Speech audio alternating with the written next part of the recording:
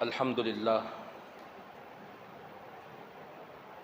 وکفا والصلاة والسلام علی من اصطفیٰ اما بعد فاعوذ باللہ من الشیطان الرجیم بسم اللہ الرحمن الرحیم فمن عفا واصلح فاجرہ علی اللہ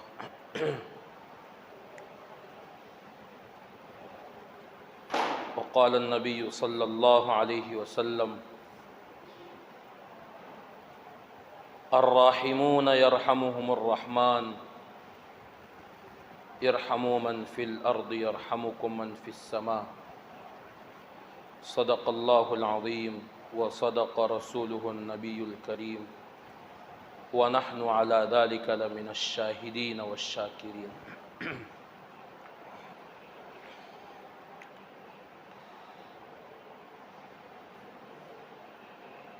حضور اکرم صلی اللہ علیہ وسلم کی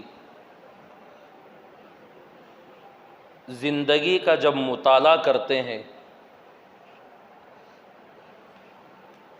تو آپ صلی اللہ علیہ وسلم کی زندگی سے بہت سارے پہلو ہم کو ملتے ہیں۔ مختلف طریقے سے، مختلف انداز میں آپ صلی اللہ علیہ وسلم کے طریقے، آپ کی سنتیں، آپ کے رہنے کا طریقہ، آپ کے بات کرنے کا انداز، آپ کے چلنے کی کشش، بہت ساری چیزیں آپ صلی اللہ علیہ وسلم کی زندگی سے ہمیں ملتی ہے۔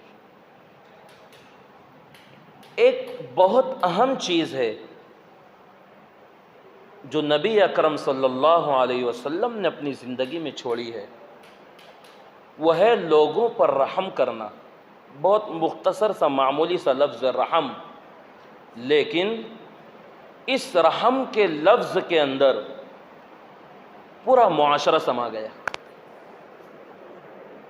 اس رحم کا جو لفظ ہے، کسی پر رحم کرنا، اس رحم کے لفظ کے اندر پورا معاشرہ ہے۔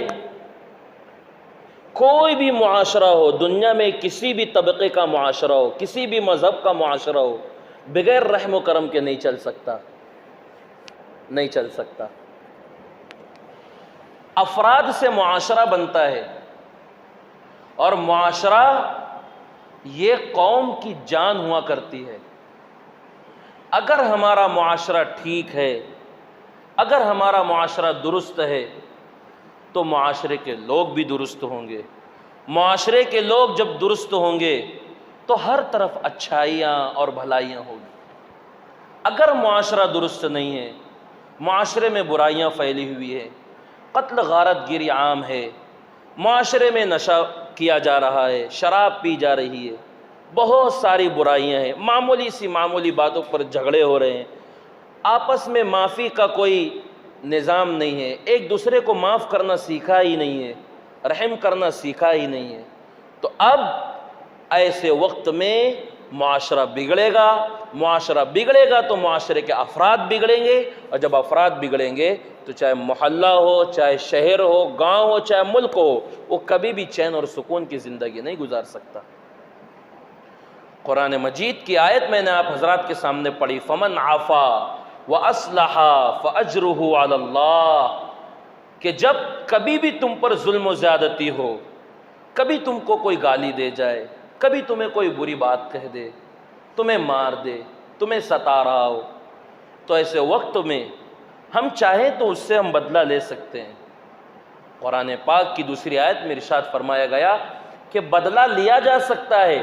اگر کسی نے تمہارا کان کاٹا ہے تو تم بھی اس کا کان کاٹ دو، اگر کسی نے تمہارے دانت توڑے ہیں تو تم بھی اس کے دانت توڑ دو۔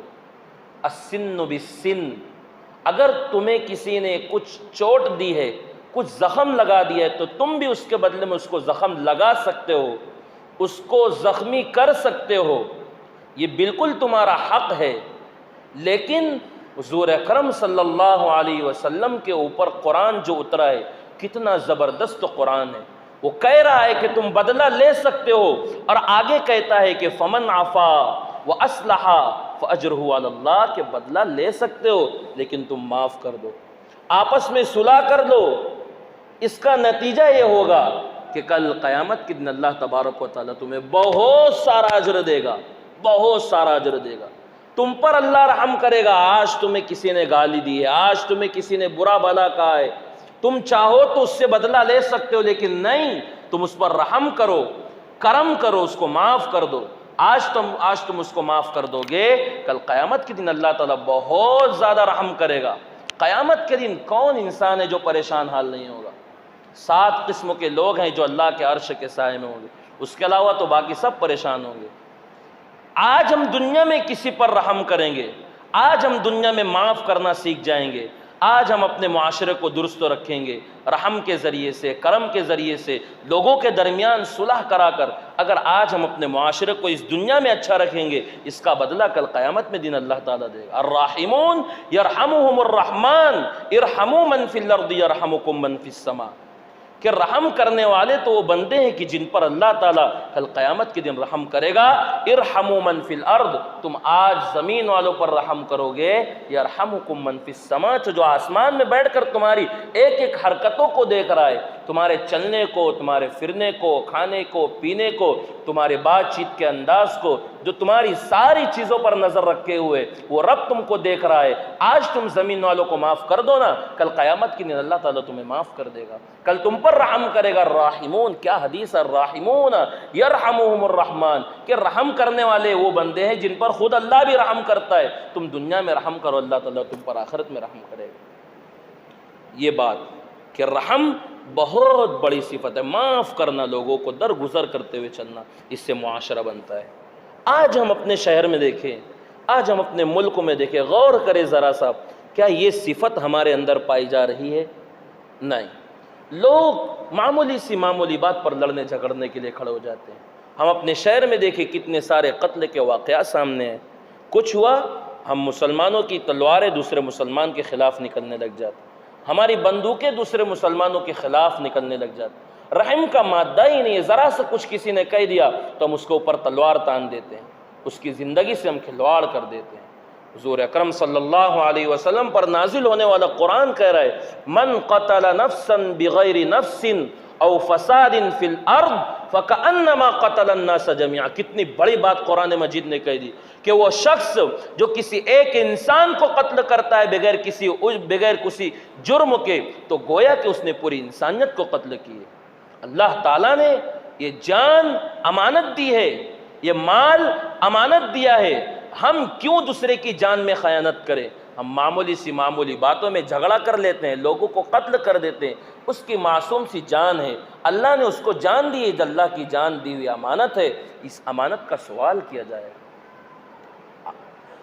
الظلم ظلمات یوم القیامہ، آج ہم ظلم کر رہے ہیں، معاف کرنا ہم نہیں سیکھ رہے ہیں۔ یاد رکھنا، یہی ظلم کل قیامت کے دن اندھیرے کی شکل میں ہمارے پاس آئے، اندھیرا بند کر آئے گا۔ حشر کے میدان میں لوگوں کی 2 جماعتیں ہو جائے گی، بعض وہ لوگ اچھے لوگ ہوں گے، وعباد الرحمن الذین یمشون علی الارض ہونا واذا خاطبهم الجاہلون قالوا سلاما والذین یبیتون لربهم سجدا وقیاما۔ بعض اللہ کے وہ بندے ہوں گے جنہوں نے اپنی راتوں کو اللہ کے سامنے رکوع اور سجدے میں گزار دیا، رو کر اللہ کے سامنے گزار دیا، لوگوں کے ساتھ اچھے طریقے سے رہتے تھے، ان کے بات کرنے کا انداز اچھا تھا، ان کے اخلاق اچھے تھے، ان کے اعمال اچھے تھے۔ ان لوگوں کے بارے میں فرمایا کہ ان کے آگے نور، روشنی ہوگی۔ جس طریقے سے ہم اندھیرے میں بیٹری لے کر چلتے تو آسانی سے راستہ پار کر لیتے ہیں، حشر کے میدان میں یہ اللہ والے جو ہوں گے، اچھے لوگ جو ہوں گے، آسانی کے ساتھ حشر کے میدان کو پار کریں گے، اسی طریقے سے پل صراط کو پار کریں گے۔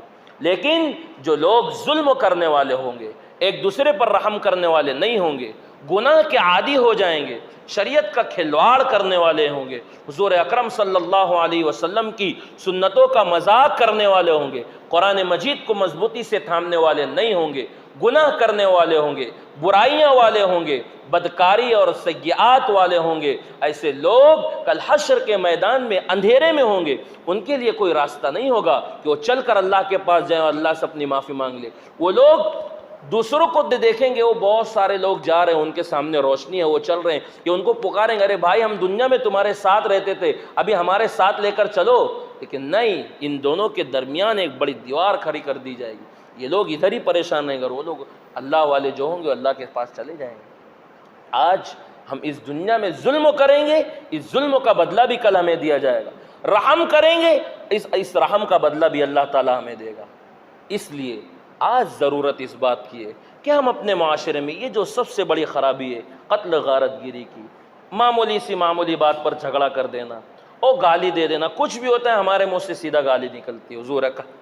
حضور اکرم صلی اللہ علیہ وسلم کا ارشاد ہے سباب المؤمن فسوق وقتالہ کفر، کتنا بڑا ارشاد ہے اللہ کے نبی صلی اللہ علیہ وسلم کا کہ ہم مسلمان ہیں، مومن ہیں، آپس میں ایک دوسرے کا اکرام کرنا چاہیے، آپس میں ایک دوسرے کی عزت کرنا چاہیے، ایک دوسرے کی بھائی چارگی کا خیال رکھنا چاہیے، آپس میں ایک دوسرے کے ساتھ امن اور سلوک، امن اور اتفاق اور اتحاد کا سلوک کرنا چاہیے۔ اسی لیے آپ صلی اللہ علیہ وسلم نے اتنی زبردست بات کہی ہے کہ سباب المؤمن فسوق، کہ جو انسان ایک مومن کو گالی دیتا ہے بھلے سے اس کی غلطی ہو پھر بھی ہم نے اس کو گالی دے دی، فسوق، یہ بہت بڑا گناہ ہے، بہت بڑا گناہ۔ وقتالہ کفر، اور اس کو قتل کر دینا یہ تو کفر تک کے پہنچا دیتا ہے۔ آج بتائیے ان ساری حدیثوں کو کون دیکھے گا، ان ساری باتوں کو کون سامنے رکھے گا؟ آج ہے کہ نہیں ہمارے معاشرے میں؟ آپ دیکھیے کچھ نہ تھوڑے دن کے بعد واٹس ایپ پر گھوم جاتے ہیں فلاں جگہ کسی کا قتل ہو گیا، فلاں جگہ کسی کو مار دیا گیا، فلاں جگہ کسی نے خودکشی کر لی، فلاں جگہ یہ ہوا وہ ہوا۔ یہ ساری معاشرے کی بگاڑ اور معاشرے کی بدکاریاں ہیں جس کی وجہ سے معاشرے میں امن و سکون کبھی نہیں ہو سکتا۔ آج تو رات کو 12 بجے چالو سڑکوں پر جانے کو ڈر لگتی ہے کہ کہیں ہم کو بھی کوئی قتل ہوتا ہے کہ نہیں، ایسا ہوتا ہے کہ نہیں۔ یہ کیوں؟ یہ معاشرے میں امن اور سکون ختم ہو چکا ہے۔ معاشرے میں امن و سکون صرف اس لیے ختم ہوا ہے کہ ہم نے برائی کو دیکھا، ہم نے اس کو روک ٹوک نہیں لگائی۔ حضور اکرم صلی اللہ علیہ وسلم نے ارشاد فرمایا من رأى منکم منکرا فلیغیرہ بیدی ومن لم یستطع فبلسانی ومن لم یستطع فبقلبی وذلک اضعف الایمان۔ جب بھی کہیں برائی کو ہوتا ہوا دیکھیں، اگر تمہارے اندر اتنی طاقت ہے کہ تم اپنے ہاتھ سے اس برائی کو دور کر دو تو ہاتھ سے برائی کو دور کرو۔ ایسا شخص ہے کہ جو ہمارے منع کرنے سے مان جائے گا، ہم اس کو ہاتھ پکڑ کر گھر لے جائے، بھائی شراب مت پیو، شراب پینا تو بہت بڑا گناہ ہے، نشہ کر رہے ہیں نشہ مت کرو، بہت بڑا گناہ ہے، ہم اس کو وہاں سے نشے کی جگہ سے ہٹائیں، ان کو گھر پر پہنچا دیں، اس جگہ سے ہٹا دیں، وہاں سے اس کو دور کر دیں۔ اتنی بھی طاقت نہیں رکھتے ہیں تو ہم اپنی زبان سے منع کریں، بھائی دیکھو یہ بہت بری چیز ہے، حضور اکرم صلی اللہ علیہ وسلم نے منع کیا ہے، نشہ مت کرو، شراب مت پیو، زنا مت کرو۔ دیکھ رہے ہیں کہ اپنی بہنوں کو چھیڑ رہے ہیں سڑکوں پر، عام طور پر ہم دیکھیں اپنے کالج سے اور اسکول سے آنے والی لڑکیوں کو، بہت سارے بچوں کو دیکھیے چھیڑتے رہے، ہم ان کو منع کریں۔ ہمارے اندر اتنی طاقت ہے تو اپنی زبان سے منع کریں۔ اور اگر ہم سے یہ بھی نہیں ہو سکتا ہے تو معاشرے میں ان پھیلی ہوئی برائیوں کو اپنے دل میں برا سمجھے۔ اگر کسی شخص کے دل میں اتنی برائی کا احساس بھی نہیں ہے تو گویا یوں سمجھا جائے گا کہ اس کے دل سے ایمان ختم ہو چکا ہے، ایمان ختم ہو چکا ہے۔ وَذَلِكَ اضعف الایمان، ایمان کا سب سے نچلا اور سب سے کمتر درجہ جو ہے وہ یہ ہے کہ اگر تم گناہ ہوتے ہوا دیکھو تم اس کو اپنے دل میں برا سمجھو، اگر تمہارے دل میں برا نہیں سمجھ رہے تو یاد رکھنا کہ تمہارے اندر ایمان کی رمق باقی نہیں رہ گئی۔ آج ہم حق کو حق نہیں بول رہے ہیں اس لیے باطل پھیلتا ہوا چلا جا رہا ہے۔ آج ہمارے معاشرے میں سب کچھ چل رہا ہے، یاد رکھنا کہ جس معاشرے میں سب کچھ چلتا ہے وہ معاشرہ کبھی نہیں چل سکتا، کبھی نہیں چل سکتا۔ آج ہمارے معاشرے میں زناکاری عام ہو گئی، آج ہمارے معاشرے میں نشہ عام ہو چکا ہے، آج ہمارے معاشرے میں شراب عام ہو چکی ہے، آج ہمارے معاشرے میں لڑکیوں کو چھیڑنا، اپنی ماں اور بہنوں کو چھیڑنا عام ہو چکا ہے، آج ہمارے معاشرے میں برائیاں عام ہو چکی ہے، آج ہمارے معاشرے میں حلال اور حرام کی کوئی تمیز باقی نہیں رہی، آج ہمارے معاشرے میں قتل غارت گیری عام ہو چکی ہے، آج ہمارے معاشرے میں علماء اور حفاظ کی قدر قیمت ختم ہو چکی ہے، آج ہمارے معاشرے میں علماء سے تعلق کم ہو چکا ہے، آج ہم علماء سے ربط نہیں رکھ رہے ہیں۔ ان ساری کی ساری برائیوں کا نتیجہ یہ ہوا کہ ہمارے معاشرے سے امن اور سکون ختم ہوتا ہوا چلا ہے، ختم ہو گیا ہے۔ یہودیوں اور عیسائیوں کی ایک بڑی سازش یہ ہے کہ مسلمانوں کا تعلق ان کے علماء سے اور قرآن مجید سے ختم کر دیا جائے۔ آج لوگ علماء سے دور ہو رہے ہیں، شراب کے اڈوں سے قریب ہو رہے ہیں۔ آج حفاظ کا ادب و احترام ختم ہو چکا، اس کے دل میں، اس کے سینے میں قرآن مجید ہے، اس کا احترام ہی نہیں ہے۔ ایک عالم اللہ کے اس مضبوط علم کو اٹھانے والا، آج ہم اس کو گالیاں دے کر چلے جاتے ہیں، ہم اس کا اکرام نہیں کرتے۔ اس کا اکرام مت کریے، اس کے علم کا اکرام کریے۔ اگر ہم نے کسی عالم سے بغض و عداوت رکھی ہے، ہم نے کسی عالم کو گالی دی ہے بغیر کسی عذر شرعی کے، من ابغض عالما بدون عذر شرعی خیف علیہ الکفر، کہ اگر آج ہم نے کسی عالم دین کو گالی دی ہے تو یاد رکھنا کہ اندیشہ کیا جاتا ہے کہ اس شخص کی موت کفر کے اندر ہو۔ آج علماء سے دوری ہے تو معاشرے میں بدکاری عام ہو چکی ہے، مسجدوں سے دوری ہو چکی ہے، لوگ مسجدوں سے قریب نہیں ہیں، لوگ دین سے دور ہو چکے، احکامات الہی کو ناپید کر دیا گیا۔ آج قرآن مجید کے حکم کو تھامنے والا کوئی نہیں ہے۔ حضور اکرم صلی اللہ علیہ وسلم نے یہ دین ہمیں کتنی مصیبت اور کتنی مشقتوں کے بعد دیا ہے، کتنی تکلیفیں آپ صلی اللہ علیہ وسلم نے اٹھائی ہے صرف اور صرف ہمارے اس دین اور ہماری اس امت کے لیے۔ آپ یاد کیجئے طائف کے اس واقعے کو، جب حضور اکرم صلی اللہ علیہ وسلم مکۃ المکرمہ میں دین کی دعوت دیتے ہوئے پریشان ہو گئے اور وہاں کے لوگ دین کی دعوت قبول کرنے کو تیار نہیں ہوئے۔ آپ صلی اللہ علیہ وسلم طائف کی طرف روانہ ہوئے۔ آپ صلی اللہ علیہ وسلم نے سوچا کہ میرا یہ لایا ہوا دین کم سے کم طائف میں پہنچ جائے، وہاں سے پھر دھیر سے آگے بڑھے گا۔ آپ صلی اللہ علیہ وسلم دل میں ایک امنگ، شوق اور جذبے کے ساتھ نکلے، گئے طائف میں، وہاں کے بڑے بڑے سرداروں سے ملاقات کی، لیکن کسی نے بھی آپ کی دعوت پر لبیک نہیں کہا۔ تکلیف دیکھیے آپ نے کس طریقے سے اٹھائی۔ آپ صلی اللہ علیہ وسلم طائف سے واپس ہو رہے ہیں، ان تمام سرداروں نے مل کر ایک پروپیگنڈا کیا اور حضور اکرم صلی اللہ علیہ وسلم کو تکلیف دینے کی کوشش کی۔ اپنے اپنے قبیلے کے نوجوانوں کو کہا کہ دیکھیے یہ سارے پتھر رکھے ہوئے ہیں، محمد جا رہا ہے، اس پتھر سے محمد کو لہو لہان کر دو۔ حضور اکرم صلی اللہ علیہ وسلم رحمت للعالمین ہیں، پوری دنیا کے لیے نبی بنا کر بھیجے گئے ہیں، خاتم النبیین ہیں، آپ پر نبیوں کا سلسلہ ختم ہو گیا ہے۔ اتنا بڑا نبی، اتنی بڑی شخصیت، اتنی بڑی ہستی جا رہی ہے طائف میں دین کی دعوت دینے کے لیے، آپ صلی اللہ علیہ وسلم کا تو اس میں کچھ فائدہ نہیں تھا نا، اللہ کے دین کو صرف پہنچانا مقصد تھا، جا کر دین کی دعوت دے رہے ہیں، نتیجہ یہ ہو رہا ہے کہ آپ صلی اللہ علیہ وسلم پر نوکیلے پتھر برسائے جا رہے ہیں۔ آپ صلی اللہ علیہ وسلم کے ساتھ حضرت زید بن حارثہ رضی اللہ تعالیٰ عنہ موجود ہیں۔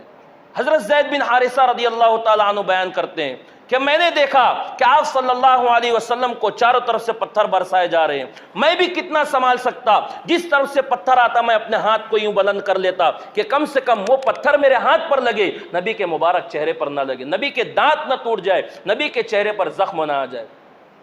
لیکن میرے اندر بھی کتنی طاقت تھی، ایک طرف سے پتھر رکتا تو تین طرف سے آپ کو پتھر لگتے۔ بہرحال بات آئی گئی، ختم ہو گئی۔ آپ صلی اللہ علیہ وسلم ایک انگور کے باغ کے نیچے بیٹھے اور آپ صلی اللہ علیہ وسلم نے کچھ آرام کرنا چاہا۔ آپ صلی اللہ علیہ وسلم اپنی جوتیوں کو اپنے پیر مبارک سے نکال رہے تھے۔ حضرت زید بن حارثہ رضی اللہ تعالیٰ عنہ کہہ رہے تھے کہ اللہ کی قسم، آپ صلی اللہ علیہ وسلم کے بدن سے بہنے والا خون ان جوتیوں میں جا کر گھس گیا اور آپ صلی اللہ علیہ وسلم جوتیوں کو نکال نہیں پا رہے تھے، خون پورا جم گیا تھا اندر۔ تو میں نے آپ صلی اللہ علیہ وسلم کی جوتی جب زور سے کھینچی تو اللہ اکبر، جوتی کے ساتھ ساتھ آپ صلی اللہ علیہ وسلم کے قدم کی چمڑیاں بھی باہر آ گئی۔ یہ تکلیف آپ صلی اللہ علیہ وسلم صرف اس امت کے لیے، صرف ہمارے لیے آپ صلی اللہ علیہ وسلم نے تکلیفیں اٹھائی۔ پھر بھی اگر آج ہم اس دین کا جنازہ نکال دے، اس لائے ہوئے شریعت کا جنازہ نکال دے، اس کے احکامات کو چھوڑنا شروع کر دے، تو کیا نبی کے دل کو تکلیف نہیں ہوگی؟ حضور اکرم صلی اللہ علیہ وسلم نے تو ہر جگہ ہماری فکر کی ہے، یہ وہ دین ہے۔ اور آج ہمارے اسی دین میں، اسی شریعت میں، اسی اسلامی معاشرے میں بدکاری عام، زناکاری عام، عیاری عام، برائیاں عام، لوگ نشہ کر کر کے تھک گئے لیکن نشہ ان کا ختم نہیں ہو۔ کتنے لوگ شراب پی رہے، شراب پینا ہماری شان نہیں ہے، شراب تو غیر مسلم لوگ پیتے ہیں۔ حضور اکرم صلی اللہ علیہ وسلم جب اس دنیا میں آئے اور آپ صلی اللہ علیہ وسلم کو نبوت ملی، اس وقت تو بھی صحابہ شراب پیتے تھے، زمانہ جاہلیت کا زمانہ تھا، پھر صحابہ اسلام میں داخل ہوئے تو فوراً شراب کو حرام نہیں کیا گیا، وقفے وقفے سے شراب کو، چونکہ ان کے دل میں محبت بیٹھ گئی تھی، اس لیے دھیر دھیر سے شراب کو حرام کیا۔ حضرت انس رضی اللہ تعالیٰ عنہ فرماتے ہیں کہ ہمارے اندر احکامات کی اتنی پابندی تھی، ہم اللہ کے حکم کے اور آپ صلی اللہ علیہ وسلم کے حکم کو اتنا مضبوطی سے پکڑنے والے تھے کہ حضرت انس کہتے ہیں کہ مجھے اچھی سے یاد ہے کہ شراب کی محبت ہمارے دلوں میں بھر چکی تھی اور ہم شراب چھوڑنے کے لیے تیار نہیں تھے، لیکن اللہ تعالیٰ کا حکم آیا کہ شراب چھوڑ دو، اور ہم لوگ ایک مجلس میں بیٹھے ہوئے تھے۔ حضرت انس کہہ رہے ہیں کہ شراب کا جام میرے ہاتھ میں، شراب کا کپ میرے ہاتھ میں، میں سارے صحابہ کو شراب بھر بھر کر دے رہا ہوں، صحابہ کے ہونٹوں تک کے شراب آ چکی ہے۔ حضور اکرم صلی اللہ علیہ وسلم کا فرمان، الا حرمت الخمر، سنو شراب حرام کر دی گئی ہے۔ وہ صحابہ جو شراب کے اتنے دل دادا تھے، برائیوں سے بہت قریب تھے، زمانے جاہلیت میں زندگی گزارنے والوں تھے، شراب کی بہت محبت تھی۔ اس وقت جس کے پاس جتنی زیادہ پرانی اور مہنگی شراب ہوتی، اس کو اتنا زیادہ معزز ترین شخص شمار کیا جاتا۔ صحابی حضرت انس رضی اللہ تعالیٰ عنہ کہتے کہ جب نبی کا یہ فرمان آیا الا حرمت الخمر، کہ سنو شراب کو حرام کر دی گئی ہے، تو صحابہ کرام کے ہونٹوں پر وہ شراب کا جام رکھا ہوا تھا، صحابہ نے اس جام کو اٹھا کر توڑ دیا۔ صحابہ کے گھروں میں مٹکے کے مٹکے شراب کے بھرے تھے، صحابہ نے صرف اس حکم کی پابندی کرتے ہوئے شراب کی تمام محبتوں کو ختم کر دیا، اور شراب کی ندیاں اس دن مدینے میں بہا دی گئی۔ صرف کیوں؟ اللہ اور اللہ کے رسول کے حکم کو ماننے کی وجہ سے، ورنہ شراب کی محبت تو ان کے اندر اتنی تھی کہ اسلام لانے کے بعد بھی شراب پیا کرتے ہیں۔ نبی نے آ کر معاشرے کو درست کیا یا نہیں کیا؟ اس زمانے میں لڑکیوں کو زندہ زمین میں درگور کر دیا جاتا تھا، صرف اس لیے کہ آگے چل کر میری بیٹی کا نکاح کسی سے ہوگا تو کوئی مجھے یہ نہ کہے کہ دیکھو تمہارا داماد جا رہا ہے، شرم محسوس نہ ہو، اس لیے لوگ لڑکیوں کو زندہ دفنا دیتے۔ یہ سوچتے تھے کہ ہم اپنی اولاد کو کھلائیں گے کہاں سے؟ اگر بیٹا ہے تو کما کر کھا لے گا، بیٹی کو کہاں سے کھلائیں گے؟ رزق کی تنگی کی وجہ سے اپنے اولاد کو زندہ زمین میں درگور کر دیا کرتے۔ حضور اکرم صلی اللہ علیہ وسلم نے بتایا بیٹیاں رحمت ہیں، بیٹیاں رحمت ہیں اور بیٹے نعمت ہیں۔ نعمت کا سوال ہوگا، رحمت کا سوال نہیں ہوگا۔ تم بیٹیوں کو کیوں دفناتے ہو؟ جس ذات نے تم کو یہ بیٹیاں عطا کی ہے، وہی ذات کل تم کو رزق بھی عطا کرے گا۔ وَلَا تَقْتُلُوا أَوْلَادَكُمْ خَشْيَةَ إِمْلَاقٍ، تم اپنی اولاد کو قتل مت کرو رزق کی تنگی کی وجہ سے۔ یہ معاشرہ آپ صلی اللہ علیہ وسلم نے دی۔ آج ہم دیکھیں اپنے معاشرے میں، اس زمانے میں یہ تھا کہ بیٹیوں کو زندہ زمین میں درگور کر دیا جاتا۔ کہ آج بیٹیوں کو نہیں مارا جاتا؟ کہ آج عورتوں پر ظلم نہیں ہو رہا ہے؟ کہ آج بچیوں کو زندہ زمین میں نہیں دفنایا جا رہا ہے؟ کیا ماں کے پیٹ میں ہی بچوں کو نہیں گرا دیا جاتا؟ یہ ساری کی ساری شکلیں زمانے جاہلیت کی۔ حضور اکرم صلی اللہ علیہ وسلم نے ساری برائیوں کو ختم کی، لیکن آج حضور اکرم صلی اللہ علیہ وسلم سے زمانہ جیسے جیسے دور ہوتا ہوا چلا جا رہا ہے، لوگ پھر بدکاری کی طرف چلتے جائیں۔ تو میں کہہ رہا تھا کہ شراب پینا کتنا بڑا جرم ہے۔ آپ دیکھیے حضور اکرم صلی اللہ علیہ وسلم کے زمانے میں شراب حرام کر دی گئی، صحابہ نے شراب پینا ختم کر دیا۔ مسلمان کی شان ہی نہیں کہ شراب پیے، مسلمان کی شان شراب پینے کی نہیں ہے، لیکن آج ہمارا معاشرہ اسی وجہ سے بگڑتا ہوا چلا جا رہا ہے۔ انسان شراب پیتا ہے، حضور اکرم صلی اللہ علیہ وسلم نے کہا نا ان الخمر جماع الاسم، کہ شراب یہ تمام برائیوں کی جڑ ہے۔ ہمیں یہ بات سمجھ میں نہیں آتی کہ کیسے ہو سکتا ہے کہ شراب تمام برائیوں کی جڑ ہے۔ دیکھو میں آپ کو ایک واقعہ سناتا ہوں۔ حضرت عثمان ابن عفان رضی اللہ تعالی عنہ خلفائے اربعہ میں سے کتنے بڑے صحابی ہیں، وہ فرماتے ہیں کہ الا اجتنبوا الخمر فإن الخمر جماع الاسم، کہ سنو شراب سے بچتے رہو کیونکہ شراب تمام برائیوں کی جڑ ہے۔ اس بات کے بعد حضرت عثمان ابن عفان رضی اللہ تعالی عنہ نے ایک واقعہ نقل کیا ہے صحابہ کے سامنے کہ دیکھو پہلے امتوں میں، پہلی قوموں میں ایک شخص تھا، بڑا نیک صالح، بڑا دیندار، نمازوں کا پابند، بہت اچھا انسان تھا، اللہ سے بہت قریب، گناہوں سے دور، عورتوں کو کبھی دیکھتا ہی نہیں تھا، عورتوں سے کبھی اس کا کوئی تعلق ہی نہیں تھا۔ لیکن غور کیجئے، ایک مرتبہ وہ ایک راستے سے جا رہا تھا، ایک عورت تھی، زانیہ عورت تھی، زنا کرتی تھی، اور اس کی ایک باندی تھی۔ اس نے اپنی باندی کو کہا کہ وہ جو شخص جا رہا ہے اس کو بلا کر لاؤ، کسی معاملے میں گواہی دینا ہے اور شہادت دینا ہے۔ وہ شخص آئے، جب آئے تو اس عورت نے دروازہ بند کر لیا، اور دروازہ بند کرنے کے بعد کہنے لگ گئی کہ دیکھو میں ہوں بدکار عورت اور تم بڑے نیک صالح اور اللہ والے ہو، دیکھو تمہارے پاس یہاں سے جانے کے 3 راستے، 3 کام میں سے کوئی ایک کام کرو گے تو تم کو چھٹکارا ملے گا، ورنہ چھٹکارا نہیں ملے گا۔ تو اس شخص نے کہا کہ مجھے کیا کرنا ہوگا؟ تو اس عورت نے کہا کہ سب سے پہلا کام، اگر میرے ساتھ زنا کر لو گے، بدکاری کر لو گے تو میں تم کو چھوڑ دوں گی۔ یہ اللہ والا انسان تھا، اس نے سوچا کہ زنا، اللہ اکبر، کتنا بڑا گناہ ہے، اس نے نہیں کیا۔ پھر کہا کہ یہاں ایک چھوٹا بچہ ہے، اس کو قتل کر دو تو تم جا سکتے ہو۔ اس نے سوچا کہ من قتل نفسا بغیر نفس او فساد فی الارض فکانما قتل الناس جميعا، کہ ایک شخص کو قتل کرنا پوری انسانیت کو قتل کرنے کے برابر ہے۔ اس نے یہ کام بھی نہیں کیا۔ ان 2 کاموں کو اس نے چھوڑ دیا۔ وہ اللہ والا تھا۔ کیوں چھوڑ دیا؟ اس لیے چھوڑا کہ یہ بہت بڑے گناہ ہیں، ہے نا۔ اب تیسرا کام بچا تھا۔ اس عورت نے کہا اچھا ٹھیک ہے، یہ 2 کام نہیں کر سکتے، وہاں شراب کی بوتل رکھی ہوئی ہے، اس بوتل کو پی جاؤ اور اس کے بعد تم جا سکتے ہو۔ تو اس نے سوچا کہ چلو یہ شراب پینا اتنا بڑا گناہ نہیں ہے، زنا اور قتل کے برابری میں نہیں ہے، اس سے کم گناہ ہے، چلو میں اس کو پی لیتا ہوں۔ آپ سوچئے کہ شراب کس طریقے سے تمام گناہوں کی جڑ ہے۔ اس نے شراب پی لی۔ اب جب اس نے شراب پی تو اس کی عقل معاف ہو گیا، عقل کام کرنا چھوڑ دی، اس کو ہوش ہی میں نہیں ہے۔ اب جب شراب کا نشہ اس کے دماغ پر چڑھا تو اس نے اس عورت کے ساتھ زنا بھی کیا اور اس بچے کو بے ہوشی کی حالت میں قتل بھی کر دیا، اور اس نے شراب بھی پی لی۔ یہ کیوں ایسا ہوا؟ شراب کی وجہ سے۔ جب انسان شراب پی لیتا ہے تو اس کے دماغ کے اندر جو نسیں کام کرتی ہیں وہ نسیں کام کرنا بند کر دیتی ہے۔ اسی لیے حضور اکرم